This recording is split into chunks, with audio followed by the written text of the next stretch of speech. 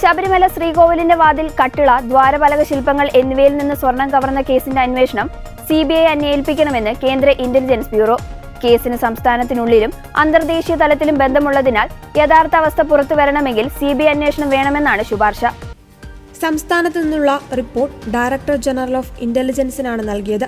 നിലവിൽ ഹൈക്കോടതിയുടെ മേൽനോട്ടത്തിൽ പ്രത്യേക അന്വേഷണ സംഘമാണ് കേസ് അന്വേഷിക്കുന്നത്.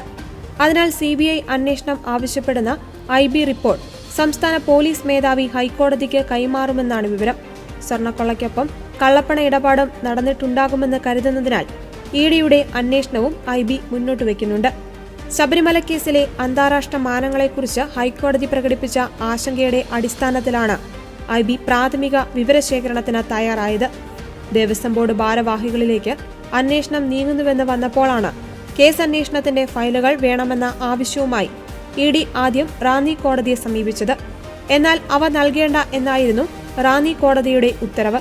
തുടർന്ന് ED ഹൈക്കോടതിയിൽ അപേക്ഷ നൽകി. കൊല്ലം വിജിലൻസ് കോടതിയെ സമീപിക്കാനായിരുന്നു ഹൈക്കോടതിയുടെ ഉത്തരവ്. ഇതിന്റെ അടിസ്ഥാനത്തിൽ വിജിലൻസ് കോടതിയിൽ ഹർജി നൽകിയ ED കേസ് വിവരം കൈമാറണമെന്നുള്ള ഉത്തരവ് സമ്പാദിച്ചിട്ടുണ്ട്. ഫയലുകൾ കിട്ടിയ ശേഷം സ്വർണ്ണക്കൊള്ളക്കേസിലെ സാമ്പത്തിക ഇടപാടുകളുമായി ബന്ധപ്പെട്ട് ED കേസ് രജിസ്റ്റർ ചെയ്യും. ശബരിമലയിലെ സ്വർണ്ണക്കൊള്ളയുടെ വ്യാപ്തി വലുതെന്ന് പ്രത്യേക അന്വേഷണ സംഘം വിലയിരുത്തി. കൊല്ലം വിജിലൻസ് കോടതിയിൽ നൽകിയ റിപ്പോർട്ടിലാണ് ഇക്കാര്യം പറയുന്നത്. 1-ാം പ്രതി ഉണ്ണികൃഷ്ണൻ പോറ്റി, 9-ാം പ്രതി ചെന്നൈ സ്മാർട്ട് ക്രിയേഷൻസ് ഉടമ പങ്കജ് ഭണ്ഡാരി, 10-ാം പ്രതി ബെള്ളാരിയിലെ ജ്വല്ലറി ഉടമ ഗോവർദ്ധൻ എന്നിവരെ ഒന്നിച്ചിരുത്തി ചോദ്യം ചെയ്യാനായി കസ്റ്റഡിയിൽ ആവശ്യപ്പെട്ടുകൊണ്ട് നൽകിയ റിപ്പോർട്ടിലാണ് ഇത് സംബന്ധിച്ച വിശദവിവരം.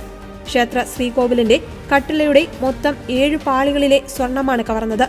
കട്ടിളയ്ക്ക് മുകളിലെ പ്രഭാമണ്ഡലത്തിലെ സ്വർണവും കൊള്ളയടിച്ചു.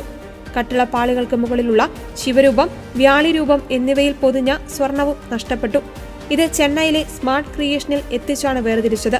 പ്രതികൾ ഹാജരാക്കിയ സ്വർണത്തേക്കാൾ കൂടുതൽ സ്വർണം കണ്ടെത്താനുണ്ടെന്നും അതിനായി അന്വേഷണം തുടരുകയാണെന്നും റിപ്പോർട്ടിൽ പറയുന്നു.